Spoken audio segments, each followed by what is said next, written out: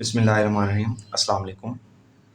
Class 10th physics chapter number 10 के numericals हम अपनी न्यूमेरिकल सीरीज़ में सॉल्व कर रहे हैं। न्यूमेरिकल सीरीज़ शुरू करवाने का मकसद ये है कि बहुत सारे बच्चों को न्यूमेरिकल्स सॉल्व करते हुए ये एक चैलेंजिंग और बड़ा मुश्किल काम लगता है। तो ग्लोब एकेडमी की कोशिश हमेशा से यही रही है कि आपके सामने हर चीज़ को एक अच्छे और कंसेप्चुअल तरीके में बयान किया जाए। तो आप लोगों ने इस वीडियो में गौर करनी है मेरे हर स्टेप पे। आपको इस न्यूमेरिकल का एक आसान और एक कॉन्सेप्चुअल सॉल्यूशन मिलेगा जो आपको कभी भी नहीं भूलेगा। कोई रट्टे वाला सीन नहीं है, आराम से कॉन्सेप्चुअल तरीके से हम आपको समझाएंगे। मैं स्टेटमेंट रीड आउट कर रहा हूँ, उस स्टेटमेंट को समझें, उस स्टेटमेंट से हम उसको ब्रेक डाउन करके अपनी गिवन डाटा, अपना टू फाइंड और अपना सोल्यूशन निकालें। तो अभी आज हमारे पास न्यूमेरिकल नंबर 10.5 है। इस न्यूमेरिकल को हम स्टार्ट करते हैं। इस न्यूमेरिकल की स्टेटमेंट में हमें कहा जा रहा है कि 100 waves pass through a point of a medium in 20 seconds। Waves गुजर रही हैं एक पॉइंट से, और कितनी वेव्स हैं? 100 वेव्स हैं। किसी मीडियम के एक पॉइंट से गुजर रही हैं 20 सेकंड में। What is the frequency? उसकी फ्रीक्वेंसी क्या होगी? And the time period of the wave, और वेव का टाइम पीरियड क्या होगा? If it's wavelength in 6 centimetre, अगर हम उसकी वेवलेंथ 6 सेंटीमीटर रख लेते हैं तो then calculate the wave speed. तो हमने फाइंड करना है कि वेव स्पीड कितनी होगी। तो बच्चों गौर करें, अगर आप, तो हमारे पास फ्रीक्वेंसी, टाइम पीरियड और वेव स्पीड, तीन चीज़ें हैं जो हमने फाइंड करनी है। Number of waves and time that the wave take to pass from a point, वो हमारे पास दिया हुआ है, और उसके अलावा हमारे पास वेवलेंथ भी दी हुई है। तो हमने इन्हीं सभी डाटास को यूज़ करना है और अपना सोल्यूशन फाइंड करना है। अभी फिलहाल गिवन डाटा लिखता हूँ और उसके बाद हम इसको देखेंगे कि हमें फाइंड कैसे करना है इनको। तो बच्चों गिवन डाटा में सबसे पहली बात मैंने आपको बताई, हमें नंबर ऑफ वेव्स दी हैं जिनको हम स्मॉल n से डिनोट करते हैं, और ये हमारे पास हैं 100 वेव्स।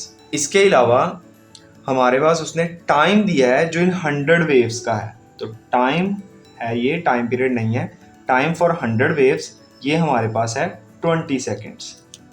इसके अलावा हमारे पास उसने कहा है कि अगर हम उसकी वेवलेंथ 6 सेंटीमीटर रखते हैं तो वेवलेंथ को बच्चों लैम्डा से डिनोट करते हैं, ये उसकी सिंबल है, और ये हमारे पास कितनी दी हुई है? 6 सेंटीमीटर।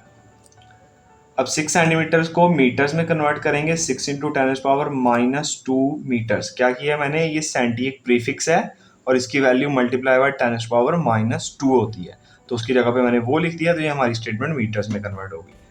इसके बाद हमने फाइंड क्या करनी है? हमने frequency of that wave find करनी है, हमने time period of that wave find करना है, और जब वेव लेंथ 6 सेंटीमीटर हो उस वक्त उसकी स्पीड फाइंड करनी है। बच्चों मैं इन तीनों कॉन्सेप्ट्स पे थोड़ी सी बात करता हूँ। सबसे पहले फ्रीक्वेंसी। आपने इस चैप्टर में फ्रीक्वेंसी की डेफिनेशन पढ़ी है, और डेफिनेशन क्या थी कि number of waves passing per second through a unit area.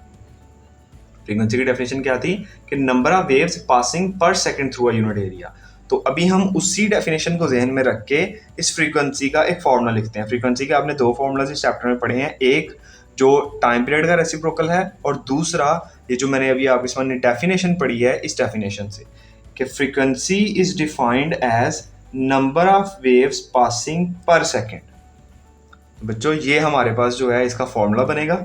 अब नंबर ऑफ वेव्स हमारे पास जो है वो कितनी दी हुई है? 100, और टाइम कितना दिया हुआ है? 20। तो ये हम सॉल्व करें अगर इसको, तो हमारे पास इसकी जो फ्रीक्वेंसी है इस वेव की वो कितनी आती है? वो आती है 5 हर्ट्ज।